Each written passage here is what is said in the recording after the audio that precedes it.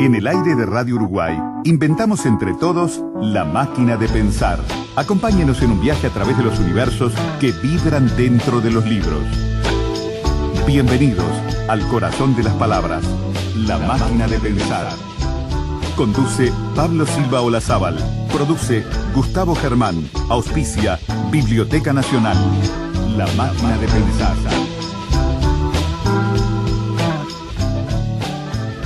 Soy extremadamente discreto. No sé si esto es un defecto o una cualidad. Y también, en particular, porque soy un escritor que, a pesar de haber llegado a los 54 años, no ha llegado a formular lo que se llama una poética. Es decir, un conjunto de principios, de normas, de convicciones o de certezas acerca de lo que es la literatura y acerca de lo que es el hecho de escribir. Eventualmente he dado algunas respuestas al respecto, pero siempre han sido provisionales y han sido rectificadas y desmentidas incluso por otras declaraciones que he hecho o por mi propia obra. Amigos, ¿cómo están? Bienvenidos a Radio Uruguay, bienvenidos a La Máquina de Pensar. ¿Cómo andan? Espero que anden bien. ¿Cómo les va? Arrancamos este lunes en La Máquina de Pensar a las 20:02 aquí en la Ciudad Vieja. Hace bastante frío aparentemente, por lo menos se está dejando de hacer calor y se supone que tiene pinta de llover, por lo menos está anunciado que va a llover. Arrancamos con Javier Lasval en controles de emisión, con Gustavo Germán en la puesta a punto, y escuchábamos la voz de Julio Ramón Ribeiro, un escritor peruano al que vamos a dedicar toda la semana. Un escritor que creo yo que no es demasiado conocido en Uruguay y que vaya si merece ser conocido, ¿no? Julio Ramón Ribeiro es un escritor que fallecido, peruano, pertenece a la generación de Vargas Llosa, para que fueron amigos.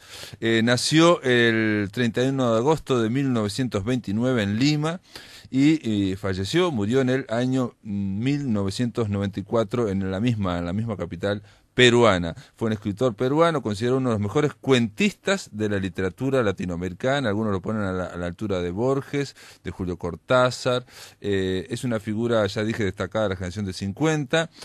Su obra ha sido traducida a muchos idiomas, ganó varios premios. No hizo solamente cuentos, también escribió novelas, teatro, ensayos. Tiene un librito de misceláneas. También tiene obras de teatros y tiene diarios, unos diarios muy famosos, muy importantes, que estaremos conversando aquí durante esta semana. Simplemente para decirles, Prosas apátridas es esa miscelánea, esos especies de ensayos breves que yo decía, los dichos de Luder también. La tentación del fracaso es como llamó a la recopilación de todos sus diarios. Y bueno, tiene tres novelas, sí. Pero sobre todo él habla de sus cuentos. Él dice: mis cuentos, al menos así lo creo, son el espejo de mi propia vida.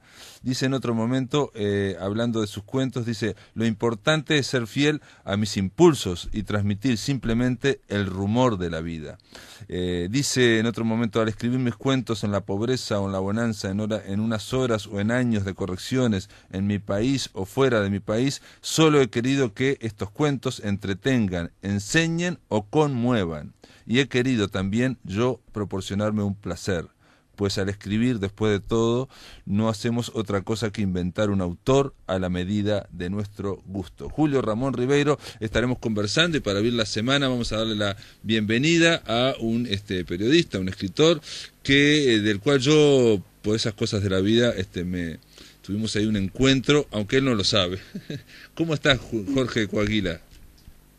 Bien, muchas gracias. Jorge Coaguila, te digo, cuando publicaron en Chile, en Santiago de Chile, un libro, discúlpame que comience así haciendo referencia a cosas mías, pero publicaron un libro llamado Conversaciones con Lebrero, un libro de un escritor uruguayo, Conversaciones con ese escritor. En la misma presentación, la misma editorial presentó Las respuestas del mudo, son entrevistas de Julio Ramón Ribeiro. Es un libro hecho por vos, con selección, prólogo y notas, pero vos no estabas en la presentación, fue presentado por otro escritor chileno. Pero digo, compartimos la presentación en Santiago de Chile, que no deja de ser llamativo que una editorial chilena presentara dos libros, uno sobre un escritor peruano y otro sobre un escritor uruguayo. Entonces ahí yo otra vez no lo conocía, debo reconocer a Julio Ramón Ribeiro, y lo he ido leyendo durante este tiempo, durante todos estos años, y bueno, llegó el momento de hablar de él, y por eso te damos la bienvenida acá a Montevideo. Muchas gracias, un gusto, un placer. Jorge Coaguila. Y bueno, la anécdota... Sí, déjame simplemente decir que sos licenciado en Comunicación Social, que has publicado La Palabra Inmortal, Conversaciones con Julio Ramón Ribeiro, has publicado El Color de la Tierra y El Asombro Constante, Comentarios a Novelas Peruanas y Extranjeras, y has editado como 3 libros, ¿no? Uno es La Respuesta del Mudo, que es el libro que yo tengo aquí, editado por Lolita Ediciones, que son entrevistas escogidas a Julio Ramón Ribeiro. También publicaste Mario Vargas Llosa, entrevistas escogidas en el 2004 y 2010, y Alfredo Bryce Echenique, entrevistas escogidas en el 2004 y 2006. Todos estos libros son en torno a 3 escritores muy importantes, y todos estos libros, hay que decirlo, han sido reeditados en sucesiva mente, lo cual habla de su llegada. Entonces, Jorge, lo primero para arrancar es cómo entras en contacto con la literatura de Julio Ramón Ribeiro. ¿Qué es para vos? ¿Cómo fue? ¿Qué fue esto, por ejemplo, de La Palabra Inmortal? Bien, como todo escolar en el Perú, yo leí la obra de Julio Ramón Ribeiro, los cuentos clásicos, los leí en el colegio, por ejemplo, Los Vainosos sin Plumas, Alienación, La Insignia, son textos de lectura obligatoria en las escuelas peruanas. Y así pude tomar contacto con la obra de Julio Ramón, y ya en la universidad tuve mayor interés por estos libros. Cuando estudiaba en la universidad pude conocer al propio autor, y eso fue un impulso mayor para adentrarme en su literatura. Y perdón, y al conocerlo, ahí se generó este libro llamado La Palabra Inmortal. Acá tengo 3 ediciones, 95, 96 y 2008. Son conversaciones con Julio Ramón Ribeiro. ¿Son tuyas? ¿Vos hablaste con él, digamos?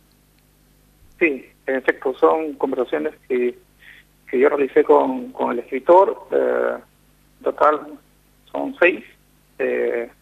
Y lo curioso es que él no ofrecía entrevistas de manera común. Era muy frecuente que él tomara contacto con la prensa, pero conmigo fue muy generoso, y en 6 ocasiones conversé con él del 1991 a 1993, y surgió una amistad que me ha motivado a difundir más la obra de este escritor peruano. Jorge, entonces, digamos, vos no tenías demasiada experiencia periodística, sin embargo, Julio Ramón Ribeiro te concedió 6 entrevistas. Hay que decir, amigos, que Ribeiro fue bastante reacio a la prensa, y una de las causas que dicen por las que no entró en el boom latinoamericano junto con Vargas Llosa o Bryce Echenique fue que se rehuía toda figuración o impostación, el precio de la fama, digamos, ¿no? La figura pública. Sí, es cierto. Ribeiro siempre fue un escritor marginal en cuanto a ediciones. El tiraje de sus libros era muy limitado, y la promoción también no tuvo un alcance como los autores que ha citado. Sin embargo, el fervor del público peruano siempre se mantuvo, y con el tiempo veo que hay más lectores en otros países. Eso me anima a seguir estudiando su obra. una alegría que desde Uruguay se interesen por sus trabajos. Sí, esta semana vamos a estar hablando prácticamente todos los días, yo diría, y varias veces, por día por lo menos, con escritores o con investigadores. Mañana vamos a llamar a España para hablar con una investigadora española que habla sobre los diarios, ¿no?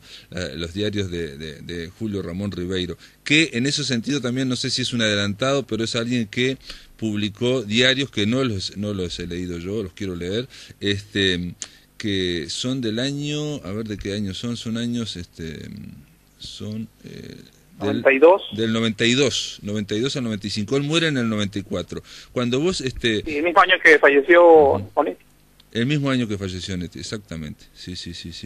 Y otra gran escritora que no es tan conocida que se llama Armonía Somers, también en el 94. En el caso de Julio Ramón Ribeiro, vos, él ya estaba enfermo, ¿no? Es alguien que fumaba mucho y digamos y es alguien que en YouTube hay varias entrevistas, alguien que es muy lento para hablar, piensa cada palabra, ¿no?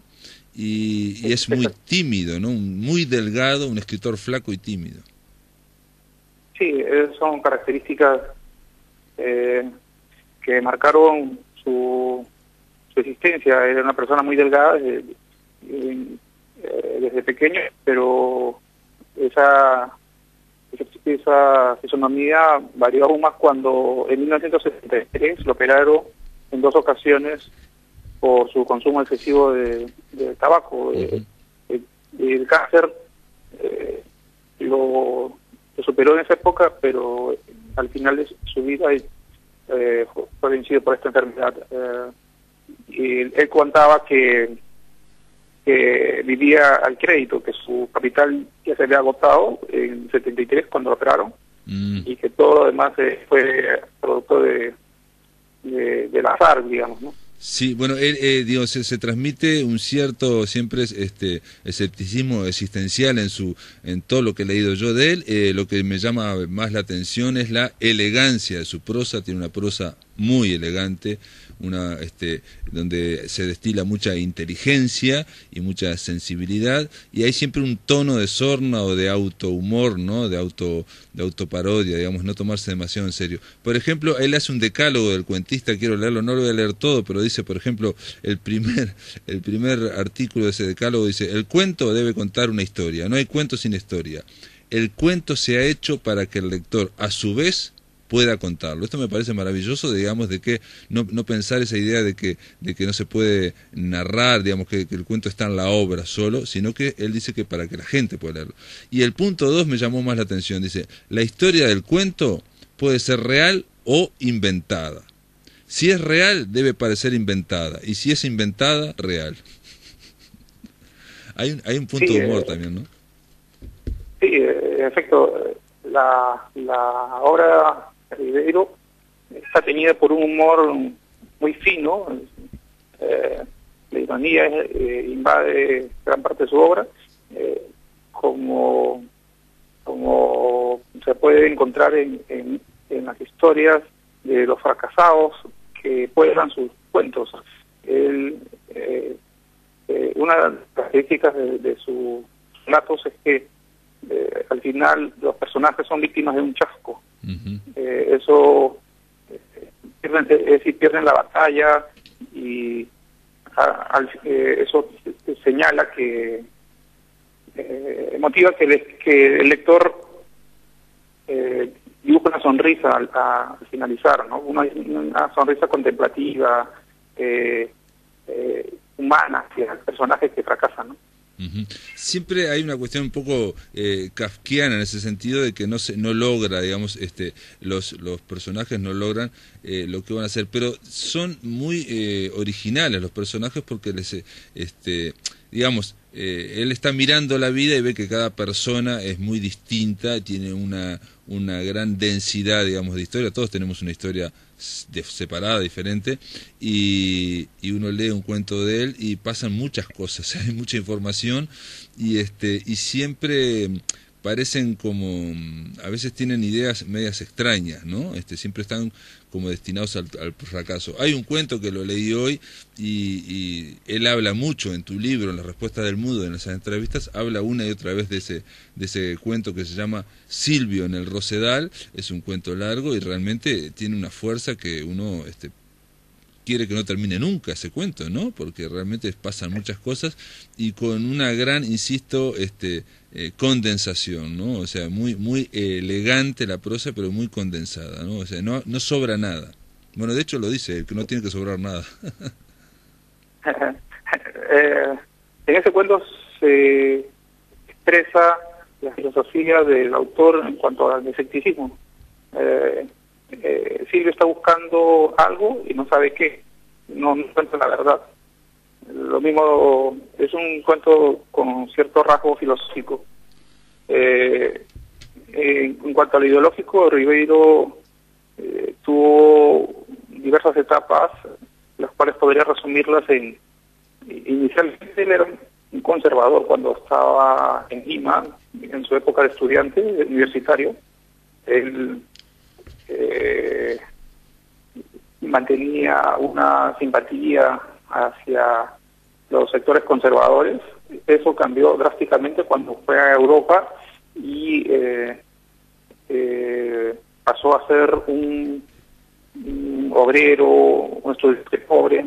Eso hizo que se aproximara a los sectores más populares. Entonces, miró hacia la izquierda. Poco a poco. Su primer libro de cuentos, Los Reynosos sin Plumas, publicado en 1955, muestra un interés hacia lo social, con una simpatía hacia el marxismo. Más adelante tiene un libro que se titula Tres historias sublevantes. Ya en esa época apoyaba a las guerrillas, y luego de la operación de 1973 su inquietud política se contrajo y se volvió un escéptico, que es que permaneció hasta su muerte.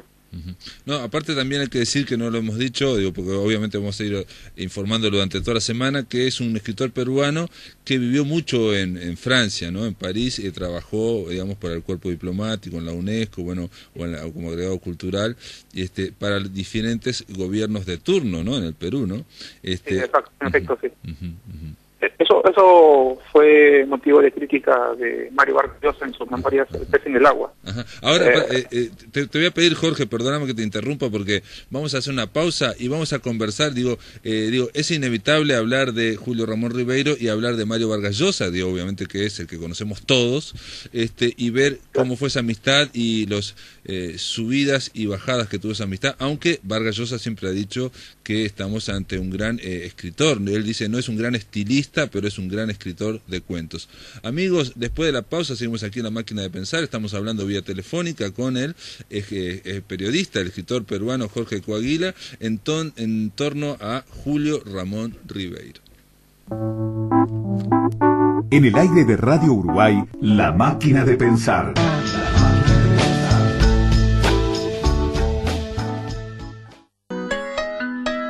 Si querés volver a escuchar charlas, entrevistas o columnas, ingresa a piensamáquina.blogspot.com y bienvenido al corazón de las palabras.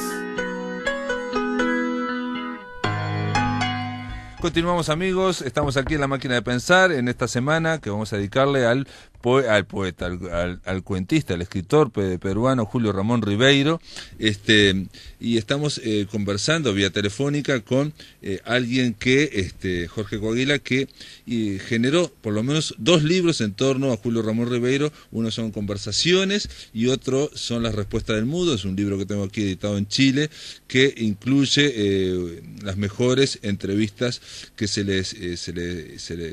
que concedió Julio Ramón Ribeiro a lo largo de mucho tiempo. Decir solamente una perla de estas entrevistas. En un momento está hablando de Proust, Julio Ramón Ribeiro, y dice que Proust dice una verdad muy exacta, dice Ribeiro, ¿no? Julio Ramón Ribeiro dice, Proust dice que los escritores en general no cambian la realidad, lo que cambian es la mirada sobre ella. Y esto tiene que ver con la política, con el involucramiento político que atraviesa y atravesó sobre todo a la década de 60 y 70, el compromiso político, en fin, todo esto, y en un país donde el escritor, digamos, más importante, más conocido es Mario Vargas Llosa, que todos sabemos que políticamente generó, bueno, hizo un giro y ha sido siempre polémico, más allá de su literatura.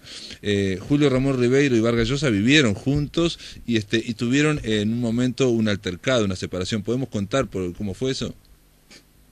Sí, la amistad se inició cuando ambos eran muy jóvenes. Se conocieron en Lima, pero la relación se intensificó cuando ambos coincidieron en París. Vargas Llosa trabajaba en la agencia France Press, y en 1960, cuando Ribeiro vuelve, después de un periodo en Francia, vuelve a París, Ribeiro le consigue un trabajo ahí en esa misma agencia de noticias. Vargas Llosa abandona ese trabajo y publica su primera novela y alcanza la notoriedad. Ribeiro, en cambio, se mantiene en el puesto y pasa muchos años, casi una década, en la agencia France Press. La amistad entre ambos duró hasta cuando en 1986 el presidente de entonces, Alan García, decidió nacionalizar la banca, y Ribeiro se opuso, apoyó al mandatario.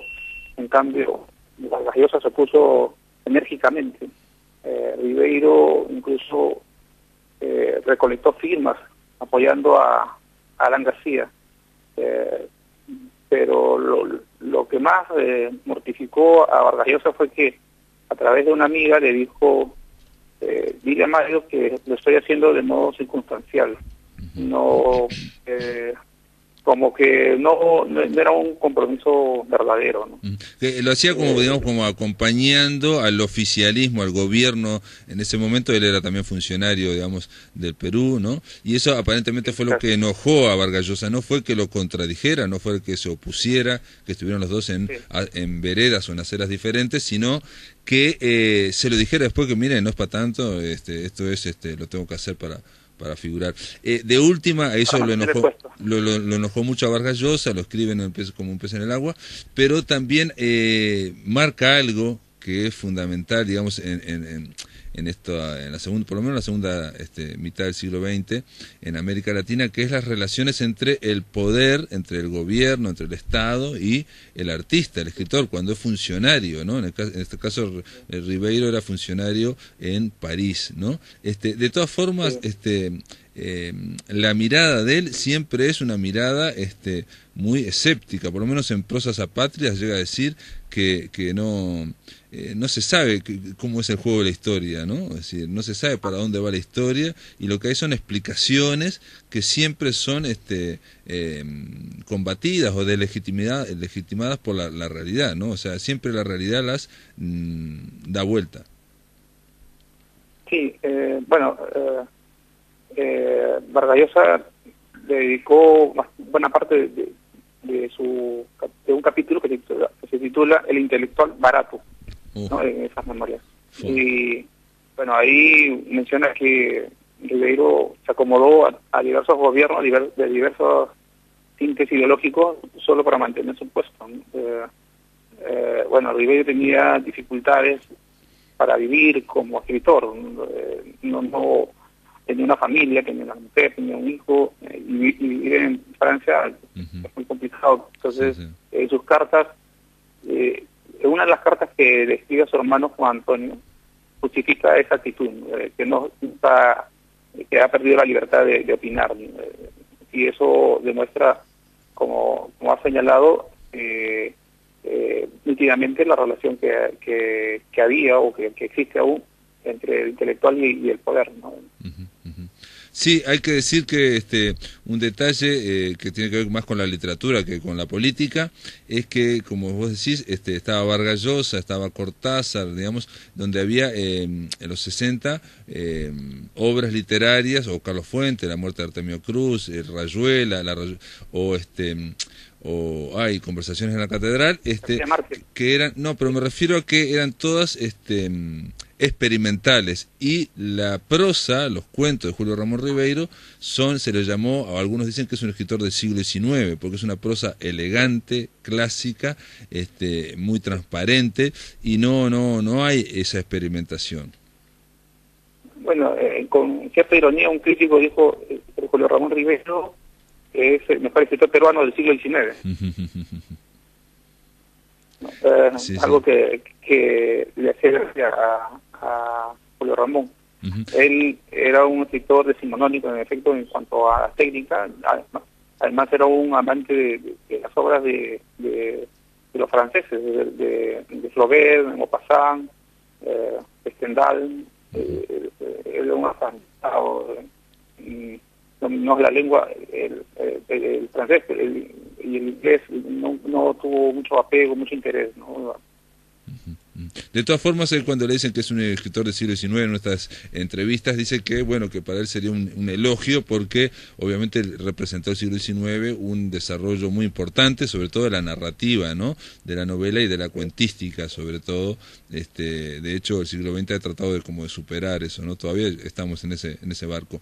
Él, en Prosas Apátridas, dice lo siguiente: la historia, hablando de la política, ¿no?, la historia es un juego cuyas reglas se han extraviado. Filósofos, antropólogos, sociólogos y políticos las buscan cada cual por su lado, de acuerdo a sus intereses o a su temperamento, pero solo encuentran retazos de ellas. La tentativa más coherente por rescatar los principios de ese juego es probablemente el marxismo, pero no será la única ni la definitiva, será completada, rectificada, incluso rebatida, pero habrá cumplido una función de esclarecimiento. Mientras no surja otra explicación, habrá que aceptarla pragmáticamente. Y después termina con esa cuestión media irónica de él, dice: lo terrible sería que después de tantas búsquedas se llegue a la conclusión de que la historia es un juego sin reglas, o lo que es peor, un juego cuyas reglas se inventan a medida que se juega y que al final son impuestas por el vencedor. Sí, hay un carácter de un pensador detrás de toda la obra de Ribeiro. En los cuentos por ahí se desliza una frase ingeniosa acerca del amor, de la muerte, de la amistad, de la literatura, en fin, la historia. Hay un escritor que se fija mucho en las ideas, un pensador, y precisamente el libro Prosas Apátridas reúne diversas observaciones, comentarios. No es un libro inclasificable, porque no son cuentos, no son relatos, no es un diario, no es un... Son más bien ensayos, misceláneas, y son reflexiones. Algo de eso también. Sí. Severo Sarduy había escrito algo parecido, pero digo, me parece que es una cuestión un poco francesa también, eso de armar un libro donde hay como reflexiones, como Montaigne, ¿no? Es esa cuestión del ensayo desarticulado. Él dice, por ejemplo, para que vean de que Prosas Apátridas trata de todo, dice: hay dos cosas, por ejemplo, que no podemos memorizar los humanos, ¿no? El dolor y el placer. Podemos a lo más tener el recuerdo de esas sensaciones, pero no las sensaciones de ese recuerdo. Si no fuera posible revivir el placer que nos procuró una mujer o el dolor que nos causó una enfermedad, nuestra vida sería imposible. En el primer caso se convertiría todo en una repetición, en el segundo en una tortura. Somos imperfectos como nuestra memoria es imperfecta, y solo nos restituye aquello que no puede destruirnos. Sí. Esos textos, algunos son producto de su diario. Si uno compara los textos de Prosas Apátridas con los del diario personal, Tentación del Fracaso, encontrará que hay 4 o 5 que se repiten. Por lo tanto, ese espíritu reflexivo también se halla en su diario personal, ¿no? Que es una de las obras más valiosas, y fue publicada 3 años antes de su muerte, y por desgracia se ha publicado hasta lo que él escribió hasta 1975. 2 décadas siguientes permanece aún inédito, y la viuda de Julio Ramón Ribeiro está pensando ahora mismo en publicarlos, ¿no? Sería una alegría para todos los lectores. Y decime, Jorge, vos como lector, ¿qué es la obra que más te interesa de todo lo de Ribeiro? ¿Los cuentos, estos diarios que me dijiste que te interesan mucho? Y si te interesan tanto, ¿qué tienen esos diarios de particular? Leer un diario de un escritor hasta el año 75, aparte que está muy vinculado, ¿cuál sería el interés digamos? Bueno, de toda la producción ribeiriana destacó sus cuentos, podría citar 4 o 5, entre ellos Solo para Fumadores, que habla de su relación con el cigarrillo. Otro podría ser Alienación, acerca de una persona que quiere vivir el estilo de vida americano y que viaja a Estados Unidos en busca de ese sueño. Luego podría citar Al pie del acantilado, que es un cuento con mucho carácter social, acerca de las personas que entran a un lugar cómodo para vivir y que son empujados a vivir de una forma marginal. Y podría, para terminar, entre esos cuentos podría citar Silvio Rosedal, que es propio Ribeiro decía que Silvio representaba, era su alter ego en cuanto a esa búsqueda de la verdad. Y él para hablar acerca de él. Él tiene un cuento también que a mí me llamó la atención el título, ahora no me acuerdo exactamente, de Reader, se llama algo de Reader, de un escritor, donde van a ir Reader y los pisapapeles. De los pisapapeles, y en ese cuento, lo que dice de ese escritor que él va a conocer, que se llama Reader, dice que es igual, Reader es igual a Reader y el pisapapeles se llama, exactamente, como dijiste vos. Y él, cuando lo encuentra Reader, que le encantó la obra, le encantó ese cuento y se leyó todo lo de Reader, ese escritor ficticio, y cuando lo ve dice, era igual que sus personajes, físicamente igual, la forma que... Entonces alguien escribió que Julio Ramón Ribeiro también era similar a sus personajes, era flaco, era tímido, era escéptico, era muy lento para hablar, muy preciso también, ¿no? Muy digamos, poco idealista, digamos, como muy pragmático para hablar, ¿no? O sea, en el Río de la Plata diríamos que es un poco atanguero también, ¿no? Como tiene algo que ver con el tango, ¿no? De aquello de no hacerse ilusiones, ¿no? Al final nos espera la muerte.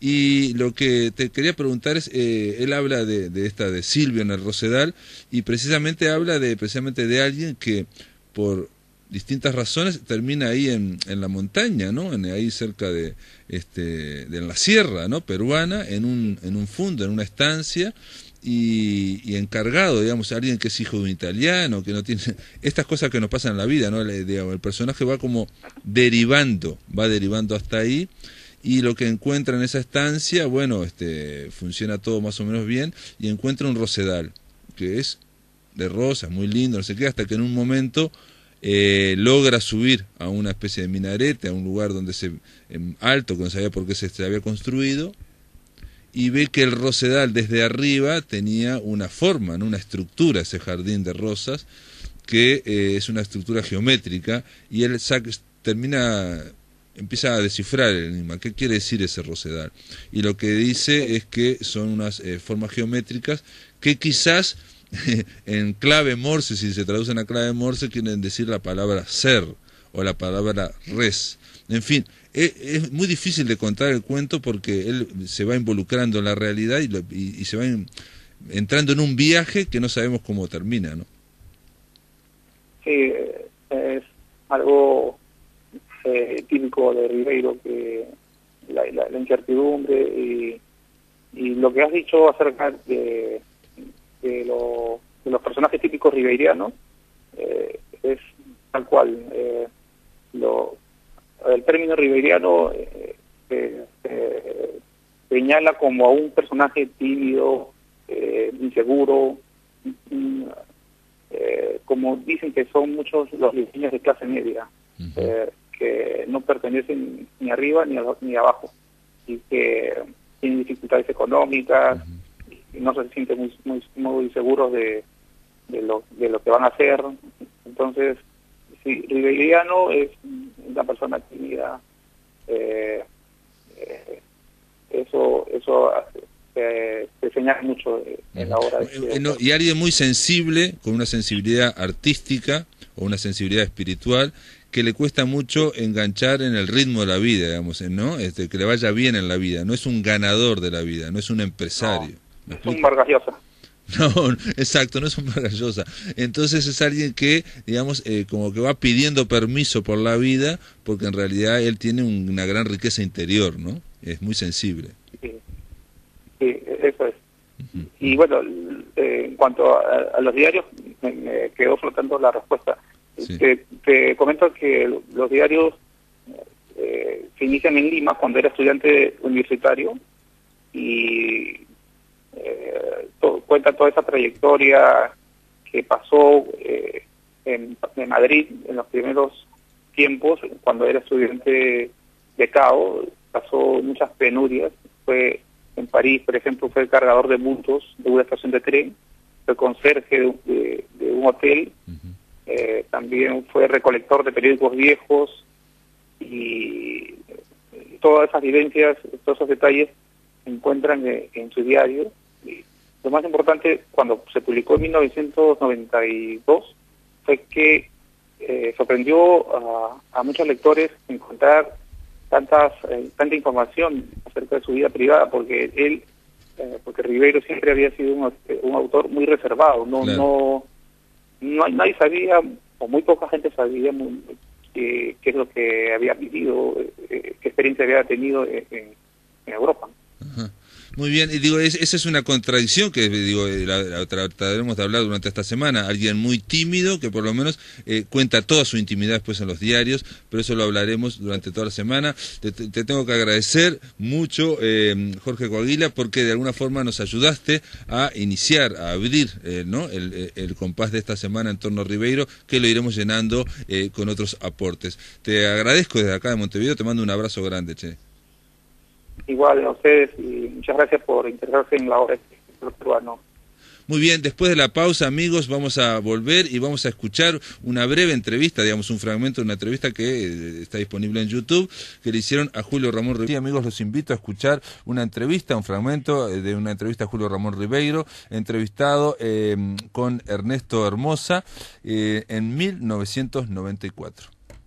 Desde Los gallinazos sin plumas hasta La tentación del fracaso, don Julio Ramón Ribeiro ha cimentado una obra que ha merecido este premio y que ha ratificado todos los conceptos que siempre ha merecido su obra, a pesar que le dice usted a Alonso Cueto en una reciente entrevista que este premio lo único que será, o una de las pocas cosas que hará, es mejorar su autoestima, porque esa poca autoestima, a pesar de que siempre la crítica, los lectores lo han tratado muy bien. Bueno, esa es una cuestión de apreciación personal, ¿no? Yo creo que un escritor debe sentirse siempre un poco insatisfecho. De otro modo, dejaría de escribir, porque ya creería que ha culminado, ¿no?, su carrera, ¿no?, con alguna obra maestra. De modo que siempre he considerado yo que lo que he hecho es inferior a lo que podría realmente hacer. Por eso es que hablo de que este premio aumenta mi autoestima, es la propia valoración que yo tengo de mí mismo. Señor Ribeiro, por medio de su obra se podría delinear una figura ideal de Ribeiro. Solitario, escéptico, depresivo, pero también buen vino, buena música. ¿Cuál es el verdadero rostro de Julio Ramón Ribeiro? Bueno, en realidad uno contiene muchas personalidades, ¿no? Es un error pensar que una persona es de una sola manera, ¿no?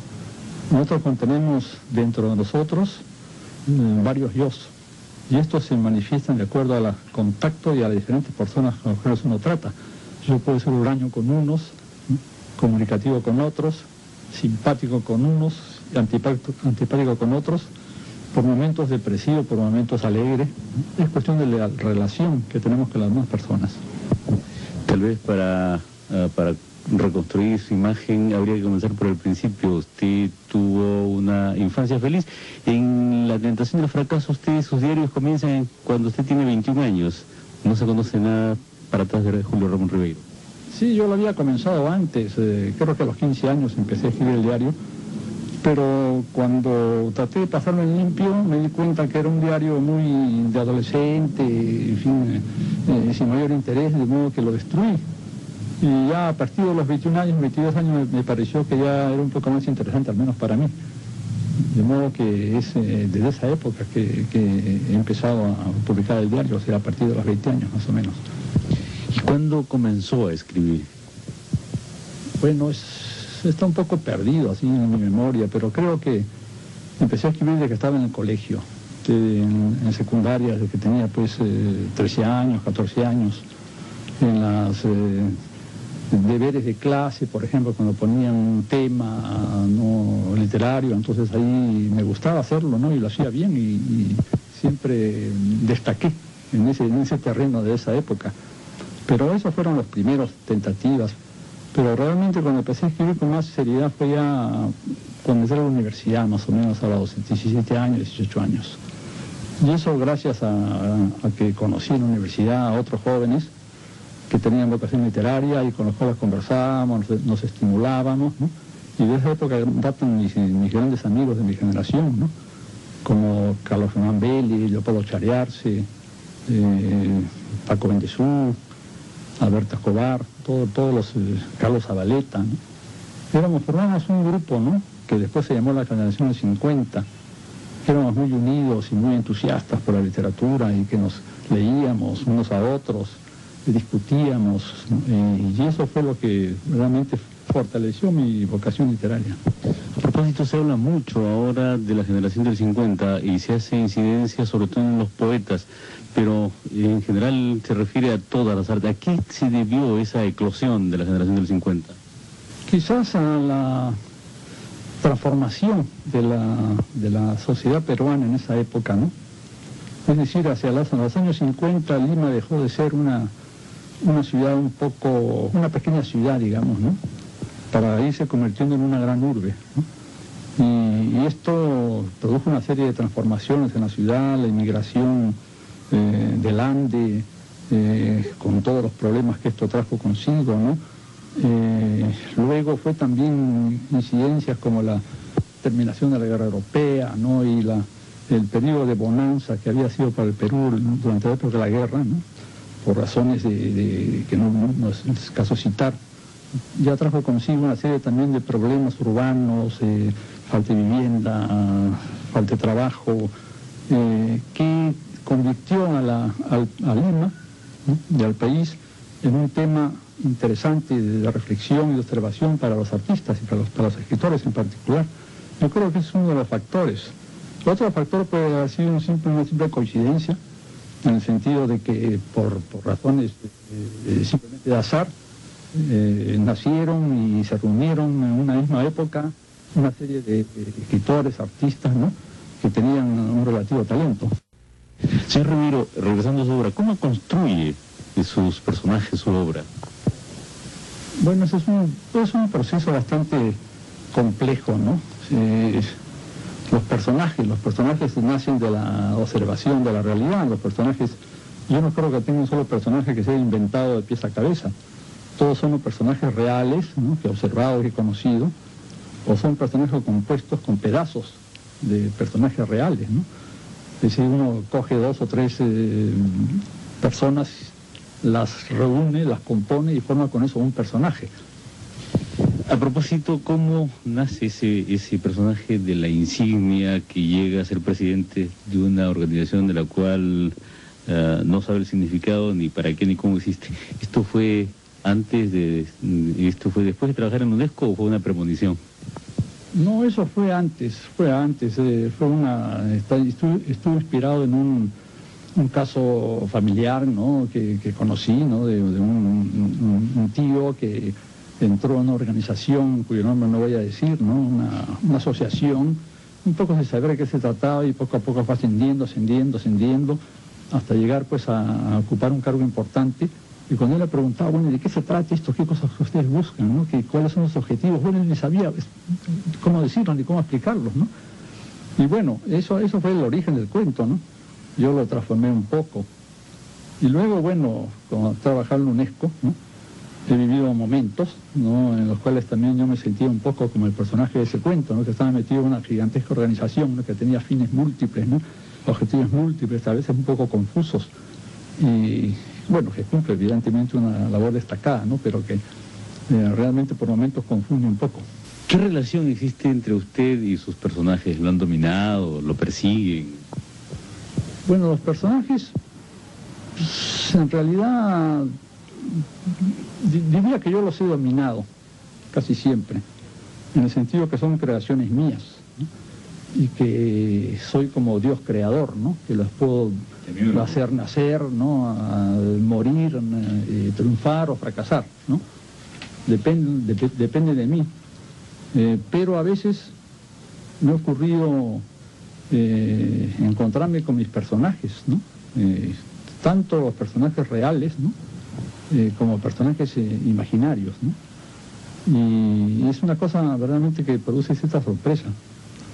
Me he encontrado, por ejemplo, con un obrero del cual hago un asesino en un cuento, un obrero que conocí en mi infancia y que años después me encontré con él, venía en una bicicleta y se bajó la bicicleta y se acercó a mí.